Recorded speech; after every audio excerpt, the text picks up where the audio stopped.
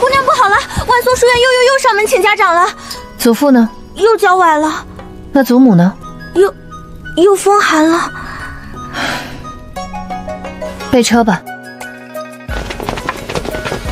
参见世子妃，您这是？山长莫慌，老王爷身体发恙不能前来，又怕我人微言轻约束不了世子，故而派了几个人给我壮胆的。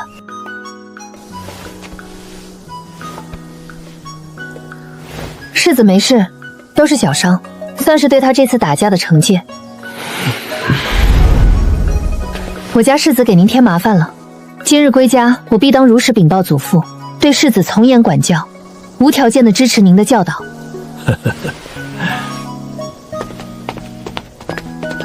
好姐姐，我错了，我以后再也不惹祸了，这次便不告诉祖父了吧。你别生气了，你罚我吧。罚我今天把大穴磨出来好不好？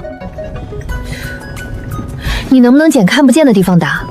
每次都打脸上，我赔礼赔的腰疼，赔笑脸赔的腮疼。打架就是个出手快下手狠，长那么高顶屁用。你当真说人家家里女眷活不过15岁啊？我是读圣贤书的，哪能那么恶毒呢？我是在询问他们家女眷是不是活不到15岁？他们一个劲儿说姐姐的坏话，姐姐可是我亲自请回来的，谁让他们搅姐姐的是非？策郎，这便是你家中你定下的妻，这么小，不会哭鼻子吧？年年，这是我在南疆娶的妻，叫阿柔。年年，你不要闹，你自幼在侯府长大，父亲母亲对你视如己出，你自己又有田产傍身，即便是做妾，也是没人敢轻待你的。你是要我做妾？怎么？这是吃准了我会端高门闺女的真词，不在外面与你争执，想把事儿做实了，宣扬的人尽皆知，好全了你知恩图报、重情重义的美名。李伯伯为了报恩将我许给你，你为了报恩将自己许给他。李家一门这报恩方式还真是一脉相传。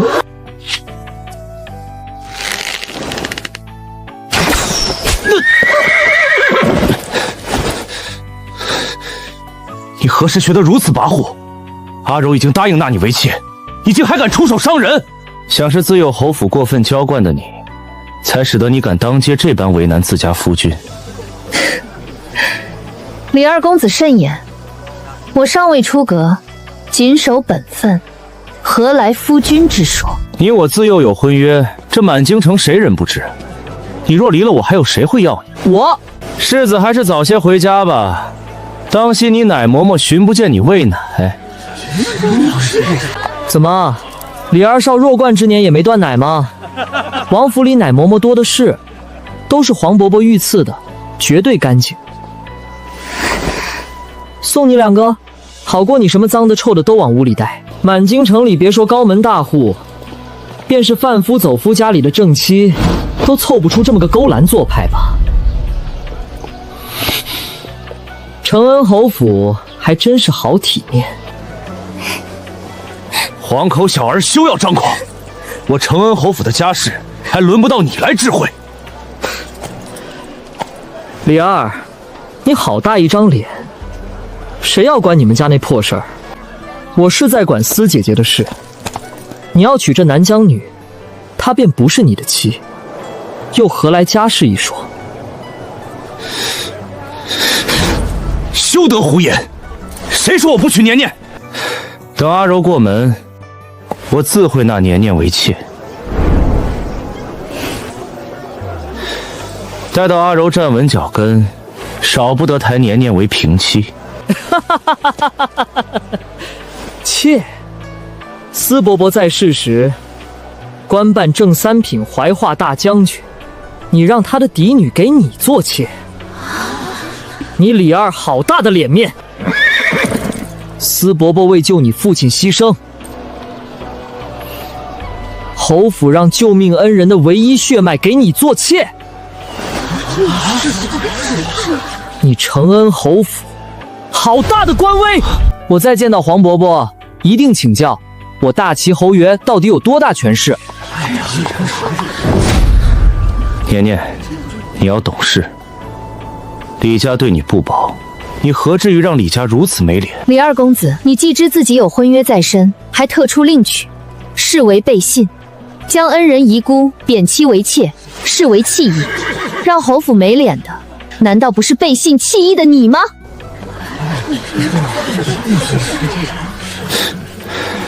乳臭未干的小崽子，你知道什么是成婚吗？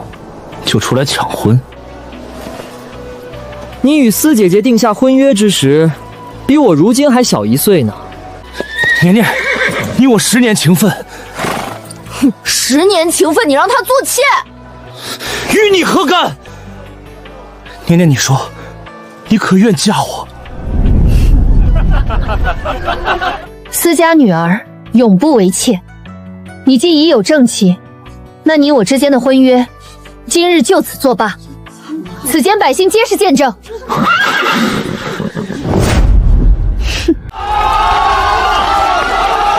司大帅当年可是一代战神，他承恩侯府多大的脸，敢让司姑娘做妾？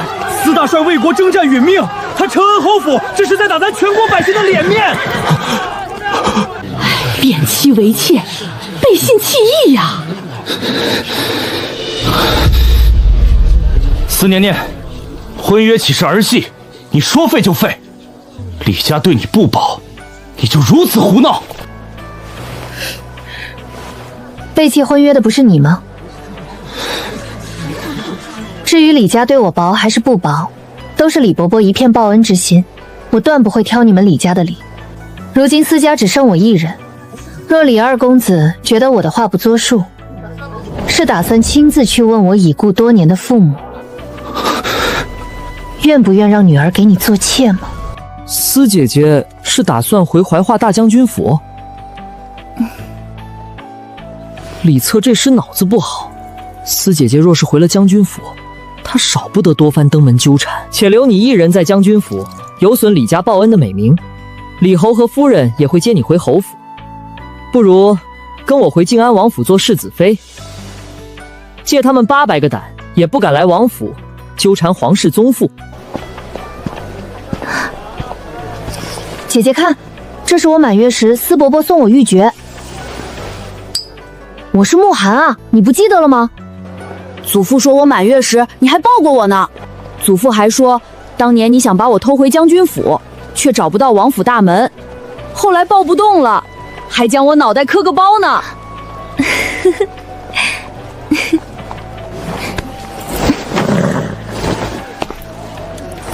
从今日起，司娘娘便是我靖安王府的世子妃。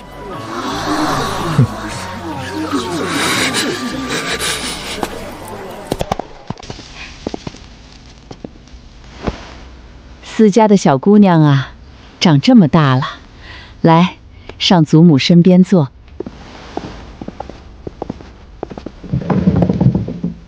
对对，就是这幅，小姑娘用合适，送去芳华院。慕寒派人传话，要给你收拾芳华院，那是个顶好的院子，你安心住着，一世用度月令都和慕寒一样。慕寒年幼，以后变数多，我知你委屈，你就当是给我这老婆子当孙女。王府人少，陪陪我这孤老婆子，不管以后怎样，祖母都给你做主。司姐姐你放心，万事有我呢。年年这几日在将军府受苦了。李策没跟他们说我进靖安王府的事。司姐姐，我二哥脑子坏了，你别搭理他。他脑子里估计全是南疆女种的蛊，已经配不上你了。走，我帮你收拾东西去。年年叩谢李伯伯和李伯母10年的养育。只是婚姻乃一生大事，虽也不用情深似海，但也须得夫妻同心才可。若强求为之，只怕夫妻失和，家宅不宁，为侯府埋下祸事。当年你双亲离世，高烧不萃，是我日夜不休地守着你，10年来也对你视如己出。如今只因侧儿要纳妾，你便闹成这样，当真是白疼你了。别总拿10年养育说司姐姐，这10年难道不是为了报司叔叔的恩情吗？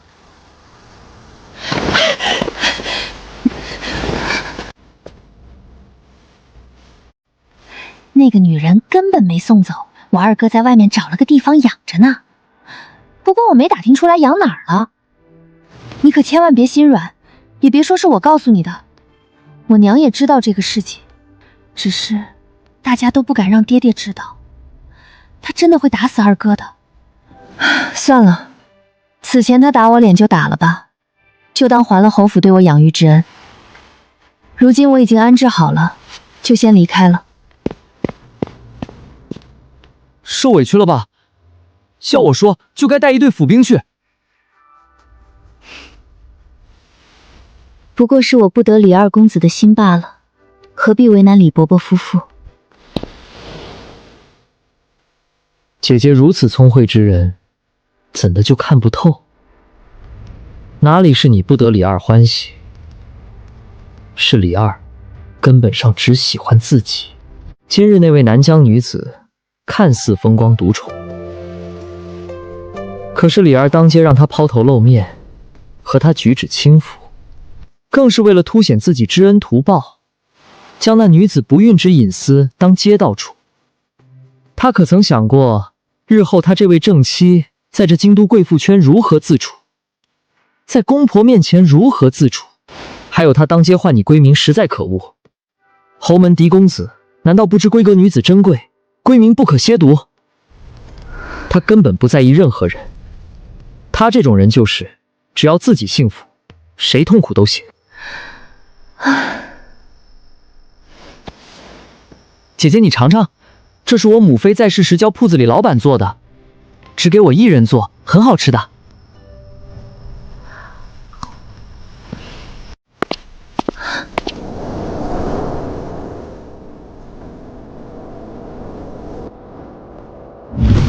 小月，去问问陈管家，我私家137个牌位究竟去哪儿了？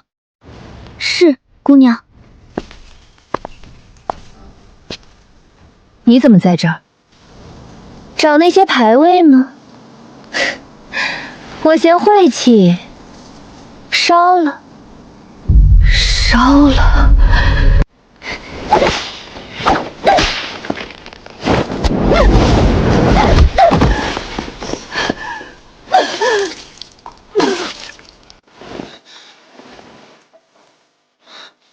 司年年，你竟如此狠毒！我们3个一起长大，你竟将司姐姐打吐血，难道不狠毒？她为什么会在我家？将军府宽阔舒适，适合阿柔养身子，我便让她住了进来。你竟在我家养外室！不是你自己舍不下侯府的荣华富贵吗？既如此，你在侯府做你的正室大娘子，阿柔在外面也做正室大娘子，你们平起平坐，互不正好。你既要做侯府的二夫人，那便不会再回将军府。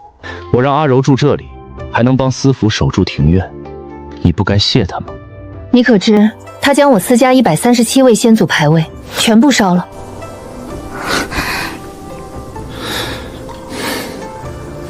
牌位是死的，人是活的。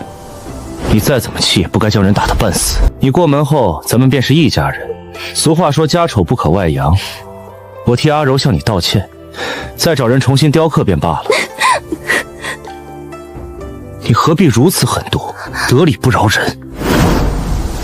说不通，那便不说了。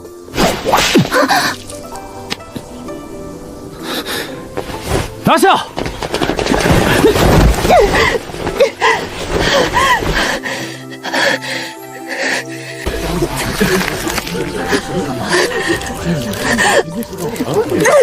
你个刁妇，你竟敢谋杀未婚夫！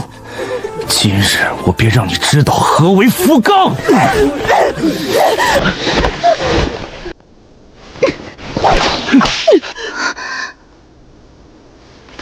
来人，李策强占功勋家宅，殴打皇室宗亲，拿下，押送大理寺。我看谁敢！我是皇上亲封的宁远将军萧府。巧了不是？老子也是皇上亲封的将军，也是正五品。此妖女焚毁我大齐功勋世家祠堂牌位，藐视我大齐国威，一并押送大理寺。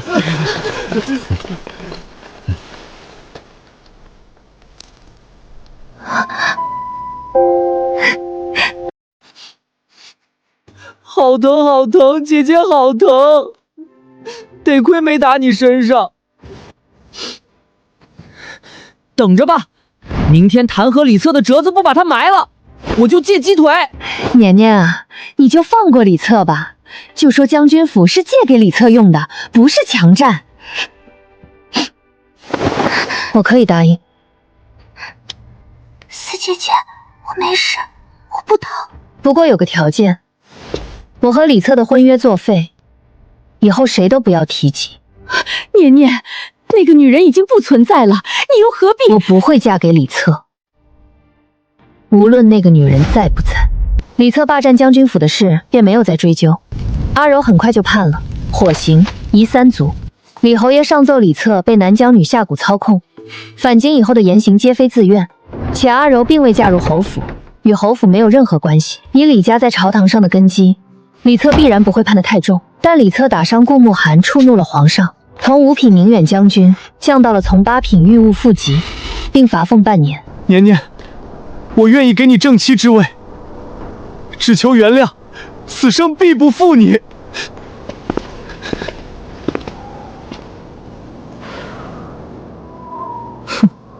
将太师以抬来。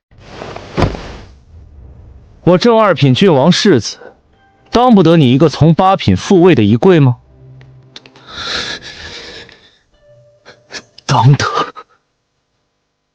末将见过靖安王世子，你别得意，我总能等到年年出府。李父位慎言，本世子未来世子妃的闺名，岂是你随意叫的？且闺阁女子金贵，哪容得你这般当街直呼名讳的轻贱？什么世子妃？休要胡扯！四姑娘是四叔叔临终前许给我们李家的媳妇儿。哦，可有婚书？临危锁定，不曾有婚书。可有信物？这不曾有信物。那你这不是讹人吗？明明四姐姐是四伯伯许给我的。胡说！四叔叔过世时你才1岁多，怎么会把女儿许给你？蠢货！我是当年1岁，又不是一辈子1岁。况且我有信物，四姐姐在侯府养了10年，她日日佩戴的玉，你该有印象吧？看看，是不是和我这块是一对？我不信，我要找年年当面对质。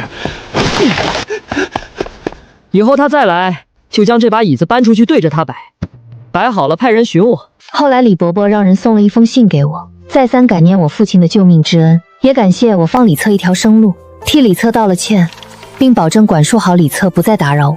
信封里有一张礼单，说是侯府给我的天状，长长的礼单赶得上侯府正经小姐的全部嫁妆了。李丽还是隔3差5的来找我玩，她只小我1岁，自幼我俩便是形影不离的一起长大。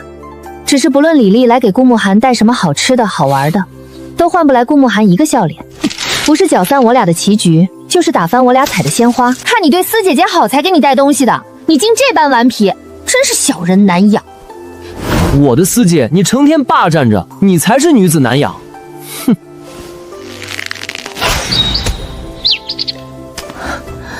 李玲1个多月都没找我了。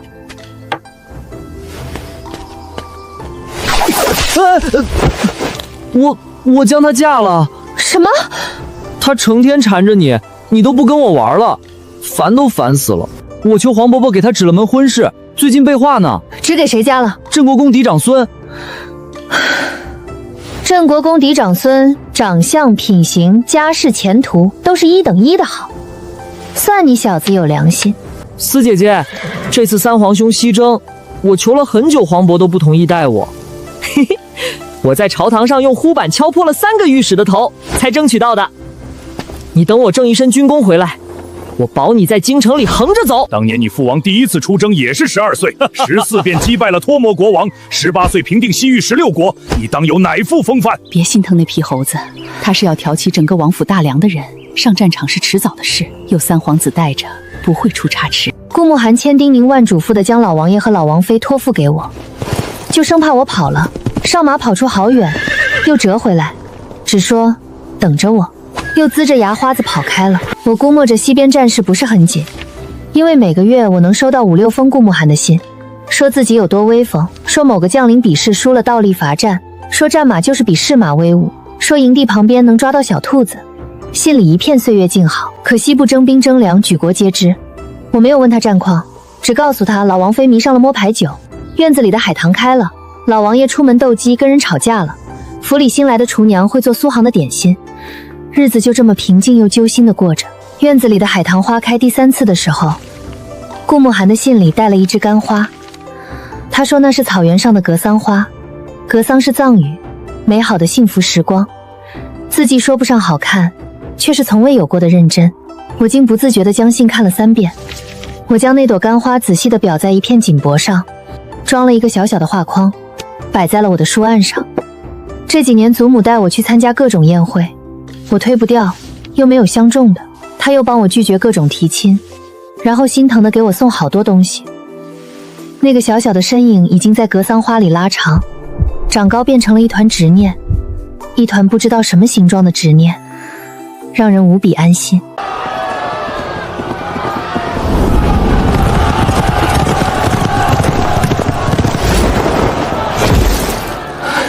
姐姐，我回来了。姐姐，我过2个月就满16岁了。是啊，你再不到16岁，我就该老了。我可以向新月的小娘子提亲了。小娘子吗？我先送姐姐回王府，我进宫见过皇上便回来。姐姐，你帮我想想，怎么跟我的小娘子提亲，能显得我有诚意？我没有过心上人，不知如何表达心意，属实是帮不了你。那姐姐觉得我为她备下她喜爱的食食可否？可。为她亲手做首饰可否？可。为她加衣添饭食可否？可。用全部军功为她请封郡主可好？可。